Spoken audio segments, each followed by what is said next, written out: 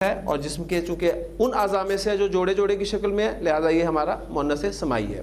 عینٌ ایک آنکھ، اور دو آنکھیں بنانا چاہتے ہیں آپ تو عینانی.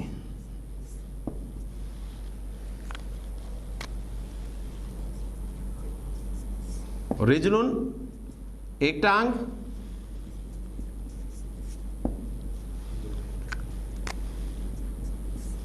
رجلانی دو ٹانگیں. پھر ہو گیا جی.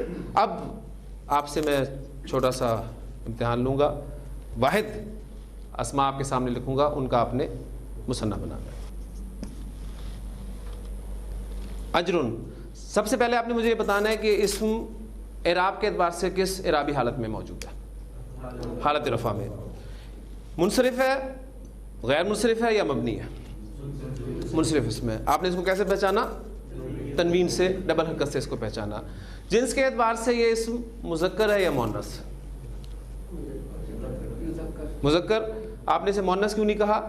اس لیے کہ آپ اسے مؤنث ثابت نہیں کر سکے. مؤنث ثابت کرنے کے لیے آپ نے کیا کرنا ہے؟ وہ ساری باتیں ذہن میں آپ نے رکھنی ہے. آپ نے اس کے معنی پر غور کیے. اجر کے معنی کیا ہوتے ہیں؟ بدلہ، اجر، ثواب. ٹھیک، اجر اردو میں استعمال ہوتا ہے لفظ. حقیقی مؤنث نہیں ہے. غیر حقیقی مؤنث کی طرف آئیں. مؤنث کی تین علامات میں سے کوئی علامت اس میں موجود نہیں ہے. نہ الف ممدودہ ہے، نہ الف مکسورہ ہے، نہ گولتا ہے. پھر سمائی مؤنث کی طرف جائیں، نہ ہواؤں کے نام میں سے ہے، ٹھیک، نہ شراب کے نام میں سے، نہ آگ کے نام میں سے، نہ جسم کے وہ اعضاء جو جوڑے جوڑے کی شکل میں، نہ متفرق اسماء میں سے. تو ہم اسے مؤنث ثابت نہیں کر سکے، لہٰذا یہ اسم جو ہے مذکر ہے. ٹھیک، اجرن ایک اجر. اب آپ دو اجر کرنا چاہتے ہیں، کیا بنے گا؟ آخری حرف را پر آپ نے زبر لگانی ہے اور اینڈ پر الف اور نون زیر نی کا اضافہ کرنا ہے. اجرانی دو اجر. حضرت عائشہ صدیقہ رضی اللہ تعالیٰ عنہ فرماتی ہیں کہ رسول اللہ صلی اللہ علیہ وسلم نے فرمایا، الذی یقرأ القرآن، وہ شخص جو قرآن پڑھتا ہے، وہو ماہر بہ، اور وہ اس کے پڑھنے میں ماہر ہے. اس کو تجوید کے قواعد کے مطابق پڑھتا ہے، خوبصورت آواز میں پڑھتا ہے، ہر اعتبار سے اچھے طریقے سے اس کو پڑھتا ہے، ماہر ہے قرآن مجید پڑھنے کا. تو آپ سے فرما رہے ہیں کہ وہ قیامت کے دن مع السفرۃ الکرام البررہ، وہ نیکوکار بزرگ باعزت فرشتوں کے ساتھ اللہ تعالیٰ اس کا شمار فرمائیں گے. جبکہ اس کے برعکس والذی یقرأ القرآن، وہ شخص جو قرآن پڑھتا ہے، وَيَتَتَعْتَعُ فِيهِ، اور وہ اس کے پڑھنے میں اٹکتا ہے. تجوید کے قواعد صحیح طریقے سے اس کے ذہن نشین نہیں ہے، آواز بھی کوئی اتنی خاص نہیں ہے، اٹکتا ہے، لیکن اسے پڑھنے کا شوق ہے. اور وہ اٹکنا وَهُوَ عَلَيْهِ شَاق، وہ اٹکنا اس پر شاق گزرتا ہے، یعنی اسے مشقت ہوتی ہے. تو نبی صلی اللہ علیہ وسلم نے پتہ ہے اس کے لیے کیا فرمایا؟ آپ سے نے فرمایا لہو اجرانی، اس کے لیے دو اجر، ڈبل اجر ہے. خطبۃ ورڈ ہے عربی زبان کا. خطبہ آپ جانتے ہیں. میں اپنی اس بات پہ الحمدللہ قائم ہوں جو پہلے دن میں نے آپ سے کہی تھی کہ ہم عربی اردو میں پڑھ رہے ہیں. تمام الفاظ جو میں آپ کے سامنے رکھتا ہوں، 80% الفاظ ہماری زبان میں استعمال ہونے والے عربی کے ہیں. خطبہ جیسا کہ آپ آج جمعے کا دن ہے، آپ دو خطبے جو ہیں وہ آج جمعے کی نماز میں اس سے پہلے سنیں گے. خطبۃ منصرف اسم ہے، حالت رفع میں، اور جنس کے اعتبار سے مؤنث ہے. ٹھیک، اب آپ دو خطبے بنانا چاہتے ہیں کہ جو کہ جمعے کی نماز سے پہلے ہوں گے، تو کیا بنیں گے؟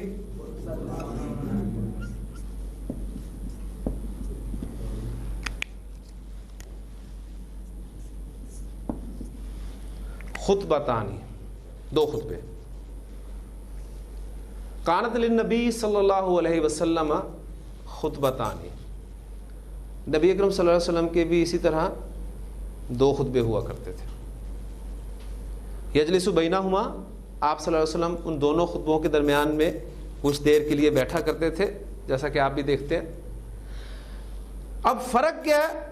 نبی اکرم صلی اللہ علیہ وسلم ان خطبوں میں کیا کیا کرتے تھے؟ آپ صلی اللہ علیہ وسلم یقرأ القرآن، قرآن پڑھتے تھے، وَيُذَكِّرُ النَّاسَ، اور لوگوں کو نصیحت کیا کرتے تھے. اب سب کچھ وہی ہوتا ہے. امام صاحب 2 خطبے پڑھتے ہیں، ان دونوں خطبوں کے درمیان میں تھوڑی دیر کے لیے بیٹھتے ہیں، لیکن وہ جو بیچ میں سے اہم چیز ہے، یعنی قرآن مجید پڑھنا اور اس کے ذریعے سے ہی لوگوں کو نصیحت کرنا، یہ الا ماشاء اللہ آپ کو شاید ہی ملے. اس کے لیے ہم نے اردو میں جو تقریر رکھی ہوئی ہے، کیونکہ ظاہرہ خطبہ تو عربی زبان میں ہوگا. عربی زبان آپ کو کتنی آتی ہے، ہمیں کتنی آتی ہے، یہ آپ سب جانتے ہی ہیں. اب اس کے متبادل کے طور پہ جو اردو خطبہ ہے، اس میں بھی آپ اگر دیکھیں تو شاید ہی آپ کو قرآن کہیں نظر آئے.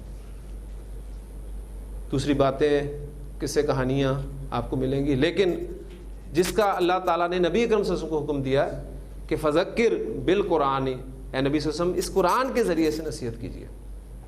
کس کو؟ میں یخاف وعید، جو میری وعید سے ڈرتا ہے. اجرانی خطبتانی، الحمدللہ 2 ایگزامپلز میں نے دے دی اور آپ اس امتحان میں پاس ہو گئے. اب میں آپ کے سامنے ایک نبی قسم کی حدیث جو ہے وہ یہاں بورڈ پر اس کے کافی سارے الفاظ لکھوں گا، اس امید پہ کہ انشاءاللہ تعالیٰ آپ نے مثنیٰ بنانے کا طریقہ مذکر مؤنث حالت رفع میں سیکھ لی. کلمتن، ایک کلمہ. ہمارے کلمہ کی جو 3 اقسام ہیں، اس میں سے اسم جو ہے وہ ایک کلمتن ہے. اسم اور فعل اگر میں ان دونوں کو ملاؤں تو کیا بن جائیں گے؟ کلمتان. یعنی کلمتن کا مثنیٰ کیا بنے گا؟ کلمتان.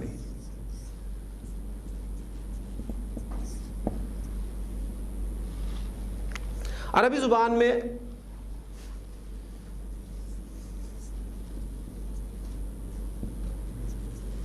حبیبن، حبیب کسے کہتے ہیں؟ دوست کو، اور دوست ہمیشہ پیارا ہوتا ہے.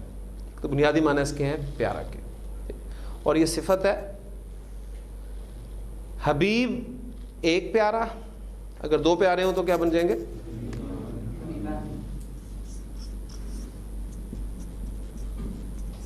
حبیبانی. عربی زبان میں جو صفات ہوتی ہیں، ہم رکھیے گا کہ ان کی ہم مؤنث بنا سکتے ہیں، کیونکہ عربی زبان میں صفات کا گروپ مذکر مؤنث کے فرق کے ساتھ استعمال ہوتا ہے. ہم اردو میں جس طرح کہتے ہیں نا پیارا مذکر کے لیے، اور مؤنث کے لیے کیا کہتے ہیں؟ پیاری. مذکر کے لیے اچھا لفظ استعمال کرتے ہیں اور مؤنث کے لیے اچھی. لیکن اردو زبان میں یہ تقسیم اتنی کمپریہنسو نہیں ہے، کیونکہ اگر میں کسی مذکر کی صفت نیکی بیان کرنا چاہتا ہوں تو میں اس کے لیے لفظ نیک ہی استعمال کروں گا. میں یہ کہوں گا کہ نیک لڑکا. اور اگر لڑکی کے لیے میں اس کی نیکی صفت بیان کرنا چاہوں گا تو لفظ استعمال کیا کروں گا؟ نیک لڑکی. تو یہاں پر یہ تقسیم جو ہے یہ ٹوٹ جاتی ہے، اتنی کمپریہنسو نہیں ہے. لیکن عربی زبان میں یہ تقسیم کمپریہنسو ہے. اگر آپ نے مذکر کے لیے نیک لفظ استعمال کرنا ہے تو صالحن ورڈ استعمال کریں گے، صالحن. اور اگر مؤنث کے لیے آپ نیک لفظ استعمال کرنا چاہتے ہیں تو پھر آپ صالحتن استعمال کریں گے. اس طرح یہ صفات جتنی بھی ہیں اس میں آپ مذکر اور مؤنث کا فرق کر کے بولیں گے. تو یہ پیارا حبیبن مذکر کے لیے لفظ ہے. اگر آپ پیاری بنانا چاہتے ہیں تو پہلے حبیبن سے آپ مؤنث بنائیں گے. اور ان صفات کی مؤنث بنانے کا طریقہ بڑا سادہ سا ہے. اس میں آپ آخری حرف کو زبر دیا کریں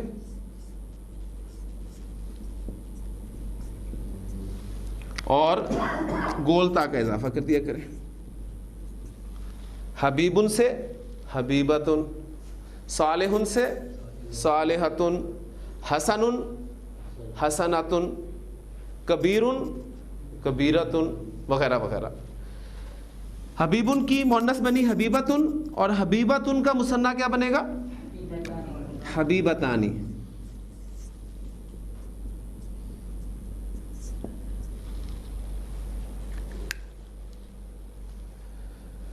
عربی زبان میں ہلکا ہونا، ہلکے کے لیے لفظ استعمال ہوتا ہے خفیفن.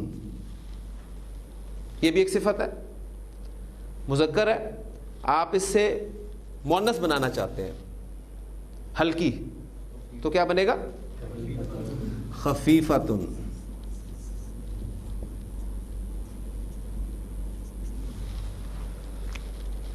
ہلکا ہلکی. اب دو ہلکی آپ بنانا چاہتے ہیں تو کیا بن جائے گا؟ خفیفتان.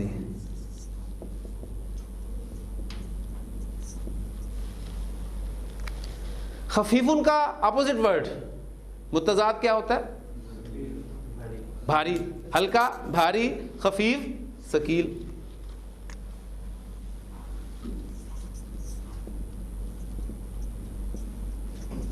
اب یہ ثقیلن ورڈ بھاری، اب چاہے کوئی چیز مذکر بھاری ہو تو ہم لفظ اردو میں بھاری استعمال کرتے ہیں، اور اگر کوئی مؤنث بھاری ہو تو لفظ اردو میں بھاری ہی استعمال کرتے ہیں. لیکن عربی زبان میں اگر کوئی مذکر بھاری ہوگا تو اس کے لیے ثقیلن کا لفظ استعمال ہوگا، اور اگر کوئی مؤنث بھاری ہوگی تو اس کے لیے ثقیلتن.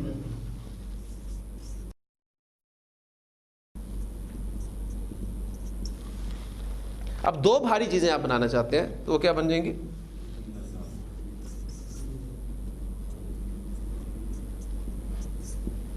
ثقیلتان. تو اب چونکہ پہلا کام ہمارا پہچان کرنا ہے، لہٰذا آپ اس حدیث میں ان الفاظ کو بڑی آسانی سے پہچان لیں گے جو نبی کریم صلی اللہ علیہ وسلم نے مثنیٰ کے الفاظ استعمال کیے ہیں. یہ بخاری کی آخری حدیث ہے جو اس کے اختتام پر پڑھائی جاتی ہے کہ کلمتان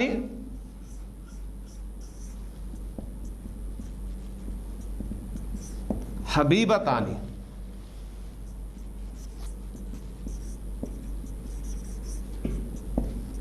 الی الرحمن. دو کلمے الرحمن کو پیارے ہیں. اب اردو میں ہم یہ نہیں کہیں گے کہ دو پیارے ہیں، عربی زبان کے اسلوب ہے کہ اگر کلمہ تانی استعمال ہوا ہے تو اس کے لیے پھر حبیبہ تانی استعمال کیا جا رہا ہے. کلمہ تانی حبیبہ تانی الی الرحمن.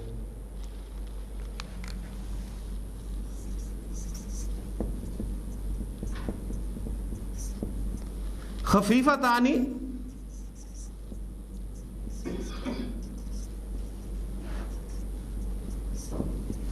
علی اللسان، زبان پر ہلکے ہیں. دو کلمات کی بات ہو رہی ہے تو حبیبہ تانی اس کے لیے استعمال کیا گیا، پھر خفیفہ تانی اس کے لیے استعمال کیا گیا. لیکن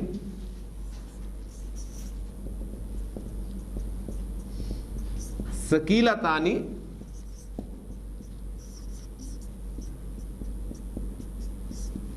فی المیزان، ترازو میں بڑے بھاری ہیں.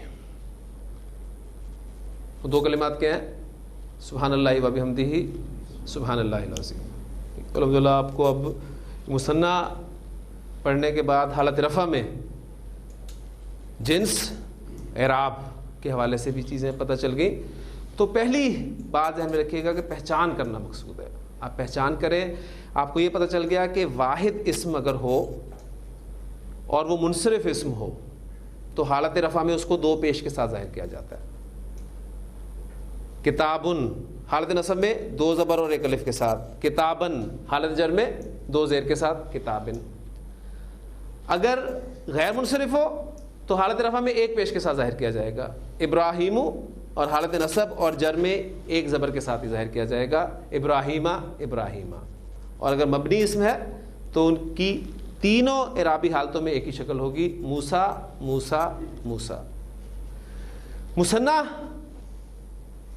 جب بناتے ہیں ہم واحد اسم سے تو آنی کی ساؤنڈ آپ کو بتائے گی. اسم کے آخر میں آنے والی ساؤنڈ جو ہے آنی کی، وہ آپ کو بتائے گی کہ لفظ جو ہے یہ مثنیٰ کا لفظ ہے. مذکر مؤنث کی اس میں قید نہیں ہے. میں پہلے بتا چکا ہوں کہ مثنیٰ بنانے کا قاعدہ مذکر مؤنث دونوں میں ایک ہے. لیکن ذہن میں آپ نے یہ رکھنا ہے کہ یہ آنی کی ساؤنڈ حالت رفع والی ساؤنڈ ہے مثنیٰ کی. اس لیے شاید آپ کو میں نے وہ جو بات کہی تھی اب